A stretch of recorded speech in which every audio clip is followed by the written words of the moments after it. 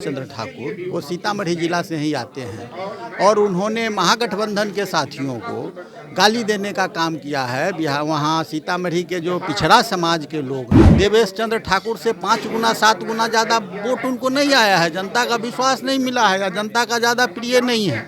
उनको जितना मत प्राप्त होता है 12,000 14,000 4 जिला के चुनाव में, उतना तो जिला परिषद के सदस्य को होता है, मुखिया को उतना वोट प्राप्त होता है। देवेश चंद्र ठाकुर जी को माफ़ी मांगना चाहिए और अपने आप को स्वघोषित उम्मीदवार कहते हैं। अभी तक तो महागठबंधन की कोई बैठक नहीं हुई है। सीट शेयरिंग का मामला अभी तक इंडिया गठबंधन में ठीक से सुलझा भी नहीं था, लेकिन अब जनता दल यूनाइटेड के अंदर इसको लेकर घमासान मच चुका है और सीतामढ़ी से आने वाले जदयू के कोटे के जो बिहार विधान परिषद के सभापति हैं देवेश चंद्र ठाकुर, उन्होंने सीतामढ़ी से अपना दावा पेश किया है और ऐसे में अब जदयू के अंदर कई नेता इसको लेकर नाराज हैं। सीधे तौर पर आज उन नेताओं ने बैठक की है। सीधे बात करें सर, आज बैठक आप लोगों ने की है, क्या बैठक थी, क्या निष्कर्ष? बैठक तो है, सरकार द्वारा जो योजनाएं चलाई जा रही हैं, हमारी जो महागठबंधन की बिहार की सरकार है और जिसने 5 लाख बेरोजगार नौजवानों को अभी तक 1.5 साल में नौकरी देने का काम किया है, या बिहार में जिस तरह से जातिगत गणना का काम हुआ, आरक्षण को बढ़ाकर 75% किया गया, तो इन बातों को हम लोग कैसे जनता के बीच ले जाएं, किन कार्यक्रमों के माध्यम से, उसी की तैयारी के संबंध में हम लोग आज यहाँ महागठबंधन के सभी साथी बैठे हुए हैं। लेकिन इसमें बीच में एक बात आई है, जो बिहार विधान परिषद के सभापति हैं आदरणीय देवेश चंद्र ठाकुर, वो सीतामढ़ी जिला से ही आते हैं और उन्होंने महागठबंधन के साथियों को गाली देने का काम किया है। बिहार वहाँ सीतामढ़ी के जो पिछड़ा समाज के लोग हैं, उनको गाली देने का काम किया है, अंधा और कौवा कहने का काम किया है।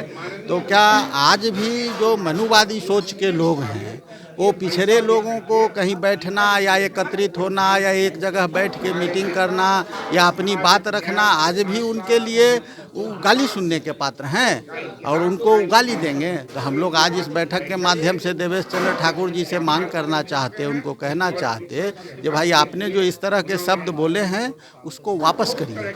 और आज इस बैठक में जितने लोग उपस्थित हैं, कोई ऐसा आदमी नहीं है जो विधानसभा के चुनाव में या लोकसभा के चुनाव में देवेश चंद्र ठाकुर से 5 गुना 7 गुना ज़्यादा वोट उनको नहीं आया है। जनता का विश्वास नहीं मिला है या जनता का ज़्यादा प्रिय नहीं है।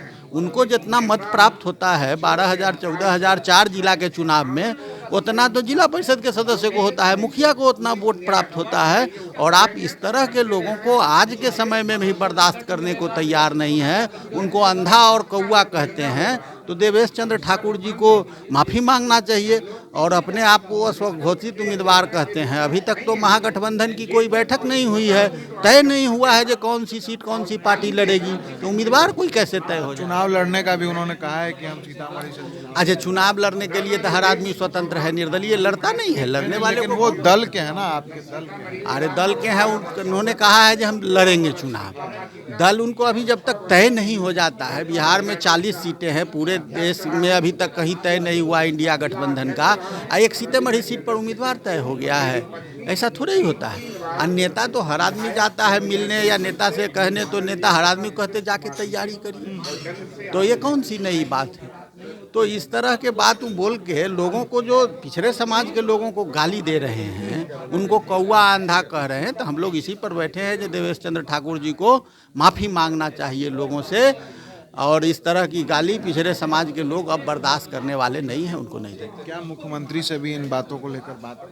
नहीं, अभी मुख्यमंत्री जी से मिलने का नहीं। हम लोगों ने कहा ना, हम लोगों के द्वारा तो जो सरकार की योजना है, जो सरकार के द्वारा कार्यक्रम चलाए जा रहे हैं, उसको गांव-गांव तक पहुंचाने के लिए आज हम लोग एकत्रित हुए। जो आपकी समस्या है देवेश चंद्र ठाकुर से, उनको कैसे अवगत कराएंगे कि ये आप माफ़ी मांगे? नहीं, अभी आप जो माध्यम है, आपका जो माध्यम है, निश्चित रूप से उन सब लोग देखते हैं, सब लोगों के पास जाता है, तो उनको ये बात नहीं पहुंचेगी। और सीतामढ़ी की जनता जाएंगे तो उनको समझा देगा ना, भाई वहाँ लोग सब दुखी है, जो तकलीफ में है, जिसको आपने गाली दिया है, तो वो आपसे जवाब पूछेगा ना, जब भाई आपने क्यों ऐसा बोला।